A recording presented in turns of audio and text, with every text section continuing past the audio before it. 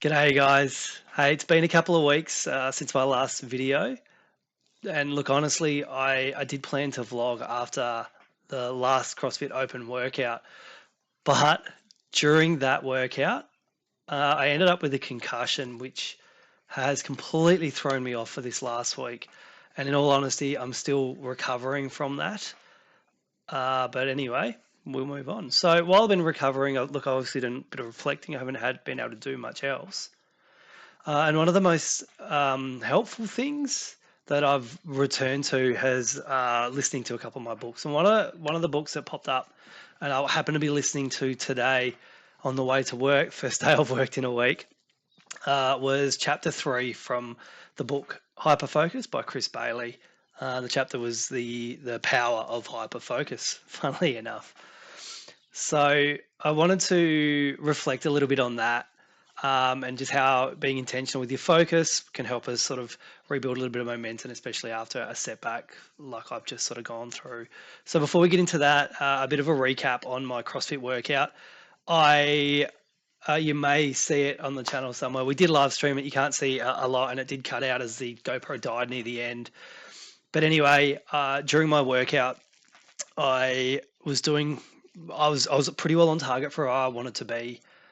I think I finished my fourth set of wall walks at around the 12-minute mark. So I felt like I was pretty well on track for where I thought I would be. Obviously, nowhere near pro level or anything like that. Just your average CrossFitter. I got up struggling, not gonna lie. So around about the 12-minute mark. At about the 12-minute 20-second mark, I did my first snatch and hit myself in the head. Essentially, head-butted that bar on the way through. I don't think there's any bruising left on my head. No, I don't think so. But during that, I did, like I said, I did hit my head and was. I don't have a lot of memory of it all. I've got sort of bits and pieces of it, but I do remember it hurting. I got through the snatches. I then got through the wall walk. I do have this like recollection of on the wall walk feeling quite sick. It's probably not a surprise after a head knock. Then getting on the rower, I couldn't focus on the monitor at all. It really blew me out, and I really struggled with that. I got on the rower at about the 17-minute mark. Should have been plenty, realistically. Even recovering wasn't enough to get to where I wanted to be on that workout. But obviously, with that head injury, it had caused me a lot slower than I anticipated.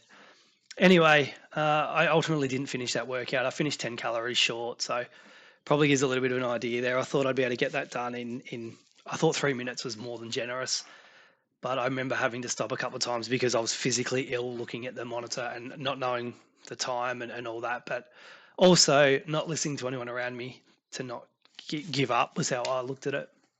So anyway, finished out 140 reps there. Like I said, not super unhappy given everything that happened, but it is something that I know I can do better next time. And I was 100% believe that I can get that 18-minute mark. And I'm hoping that in a month or so, when I feel like I've fully recovered, I'm going to have a crack and see how that goes. Not just going to help with the competition, it's just going to make me feel a little bit better. So there's my CrossFit 65th percentile or something. Like I said, hasn't been great. I think I don't know if I talked about that. I got one bar muscle up in 25.2. I got my first bar muscle up back in 22.3 when that workout first appeared, and I got two that day. I hadn't done one in 15 months when I did 25.2. So to get that bar muscle up was just a confidence booster. I really needed to get that back after all the injuries and everything. So super happy with that, despite doing worse than 3 years ago. But like I said, copying that concussion and just knocking me out for the last week has been pretty rough. So just reflecting on all of that, I guess, trying to get a bit of momentum and get back into things. Listening to Chris Bailey's book, Hyperfocus, today, there was a couple of things that really popped up to me, and I've made a few notes. If you see me glancing, this is why I try not to go too crazy with pre-edited stuff. But anyway, one of the things that they point out, or he points out, sorry, is what you focus on becomes your reality. So what I feel like I've skipped ahead here. Apologize. Yeah, no, this is a bit of the scatter. No, this is. I apologize. Let's get back to it. So, what you focus on becomes your reality. So, looking at myself being injured in this last week, lying about, not being able to train, not being able to do much, not even being able to look at a computer. This is probably the most I've been able to look at it in a while without dizzy. And even at work today, it became hard. But during that, it really forced me to notice how scattered my attention had become, and it is something that I'm actually not great at. I can become scattered with my thoughts and can't focus on one thing quite well. But Hyperfocus, listening to it today, really reminded me that if I don't choose what I'm focusing on, something else or somebody else will choose that for me.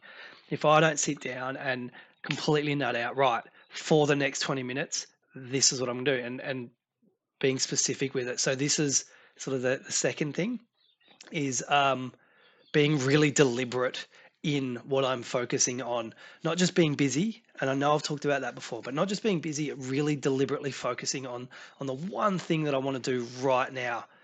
By the way, that's another great book, The One Thing by Gary Keller, I think. Amazing. It's another book that we'll touch on another day. But so I think I've realized that I've been really trying to juggle too much: training, vlogging, planning, recovery, kids, school, bleh. So I need to pull that back and focus on what I'm focusing on right now. So one of the things that I want to do, and this came up really late in the chapter, so I'm going to jump ahead a little bit here, was setting a it's like smarter goal, setting a really specific goal for you, for me. Um, Setting three specific goals a day. Just something I tried to do with this vlog, but I sort of got a little bit distracted with it. And I think three of the things that I really need to come back to and make sure that I'm doing for me. Everything else that happens, I feel like I sort of can get through trying to help with the kids, do all that. But one of the things that I need to focus on for me is getting back to that stretching. GoWatt has been one of the greatest tools I've used. I haven't used it very well in the last year, probably more since I've been paying for it. But through 3, 4, 5 years ago, even, I was using it religiously day to day. And I really want to focus on making that one of my goals. So at the end of every day, as my kids are going to bed, so it's actually going to be straight after this this vlog, I'm going to go and do 8 minutes, just 8 minutes. It's nothing crazy. Just going to go 8 minutes of stretching. If I have more time on other days, we'll go for the 15, but 8 minutes of specific stretching for me. GoWatt does that for me. That is going to be something I really target, I think, every day, because I know how much better after 4 days essentially of lying in bed, sitting on the couch, trying to sit at the computer.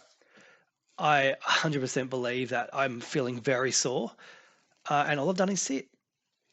So I think that stretching is more important than I have been allowing myself to return to. So stretching, we're going to go back to that. 8 minutes minimum. There, we're going to focus on getting that done, and that is going to be done before dinner typically, or over an hour after dinner will be the goal, so I have enough time to recover. The other thing that I like to do, and I've been really poor at it since returning to teaching, is getting my steps up. I have the daily goal of 12,000. I don't remember the last time I hit that, except on holiday when I've got that time to go for a walk. Something so small that they call NEAT, that non-exercise activity time. It's usually just walking around the house, doing jobs, getting yourself a glass of water, doing the washing, whatever it might be, is that NEAT time, non-exercise activity time. So once I finish my stretching, I'm going to aim to go, I've got a treadmill. I'm going to go sit there, and the crap that I watch on TV, my downtime, whether I'm doing it on the phone or wherever it is, I'm going to go put that on the TV in front of the treadmill, and I'm going to walk it out. I'm not going to say I'm going to go for the 12,000. We're going to bring this back because I want to make it achievable. I'm just going to bring it back to the 10,000 steps. I think 10,000 steps is achievable for somebody who's been struggling to hit 2,000 the last couple of days. I feel as though something so small is going to help. Even if I do that in dead silence or put a book on and listen to it, that's going to be my goal. Today, I'm currently sitting at 7,300. So I've got 3,000 steps that I need to go onto that treadmill. I've got about 25 minutes of walking to do. Okay, if I can't get in during the day, I need to finish that off. That's why I'm only setting it to the 10,000 until I know I can build that up and consistently hit it, and then we'll aim for the 12,000 again. There's two things that I really know that I need to focus on. And I'm going to aim to just do to focus the one thing. What is the one thing that I can do? Like I said, we're mixing in two books here, but the one thing that I can do for my health, well, I've sort of put two there. I'd like to sit there and say these are the one thing I'm going to do for other jobs, but I really want to just focus on back to when I'm sitting down to do some work. One of the things that I do have to do is an NEP, negotiated education plan for my students. I need to have that all written, have a meeting with the parents, and then we'll sort of adapt and change it as they want to as well, as long as I'm meeting educational goals and we're trying to meet their family goals as well, and we can sort of meet in the middle. But I need to have those all written. There can be a big task at times. So when I'm sitting down to do them, finding any excuse to get out has been huge. And I really need to just get that focus straight back in. Now, I haven't read the next chapters, but he hinted to really focusing, funneling your focus. It's going to be in the later chapters. I haven't really covered it yet, but he does talk about not stressing over everything that I may be missing or that I want to do, and really just focusing on what is meaningful right now. I'm going to give some tips in the next chapter. I'd like to cover with that, which I'll like to cover one day. But one of the things that I do want to focus on here is when I know I need to sit down and plug away at something, I've told the people around me when I'm in my office at work, if I look like I'm off task, if I look like I'm bouncing around a little bit, you need to stop, interrupt me, and let me know. One of the other things that Chris Bailey mentions is set yourself a timer, 15, 20 minutes. It doesn't have to be long. When that timer goes off, think about what have you been doing? Are you on task? Stop. Take that 3, 4, 5 minutes to really bring the mind back in and focus. Have a distraction if that's what you need, and then start again. Which I'm going to attempt to do that when I get the opportunity. The other thing that I've really done is to help me focus, headphones.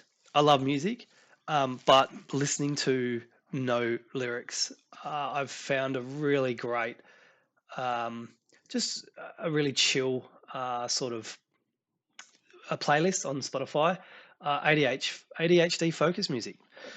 I'm not diagnosed with ADHD or anything like that, but I've found it to be cool. It just helps me block out other noise. I'm not distracted by singing, which like I love as much as the next person, but I'm not distracted by that, and it just allows me to focus, and I'm not stressing about other things. It just helps me stay on task. So that mixed with my 20-minute timer, I think I'm going to go for 20, 30 minutes, see where that goes. So that's what I'm really going to aim to bring.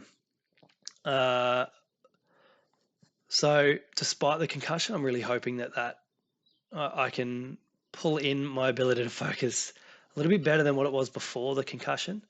I know I probably have another week or so of recovery. That's okay. But just on this chapter, look, it just reminded me of the one thing, and it reminded me that rebuilding momentum and those big goals start with those small steps. I can't do everything at once. So one little win at a time is going to do the job for me. And it will for everyone. So make sure you focus on that. Guys, if you've got anything, do you have 1, 2, 3? I've given you 2 of my daily goals. I think it'll be for my fitness and my health. But do you have 3 goals that mean something to you? Not just what you feel like you should be doing, but something that is meaningful for you and will help you progress in your life day to day. That's my target right now. It's just getting that a little bit better as we go. So I want you to take 5 minutes. Ask yourself, what's the one thing that is worth one? I said 3. Let's get 1. I want you to do one thing that's worth focusing on right now. We're going to build from there. If you feel comfortable, please share it with me, and let's get there. We'll crush some of these together. Intentional focus. Make sure it's meaningful. Cool. Leave your comments, guys. Let me know what your goal is. But otherwise, challenge yourself out there, make some progress, and most importantly, have some fun in the process.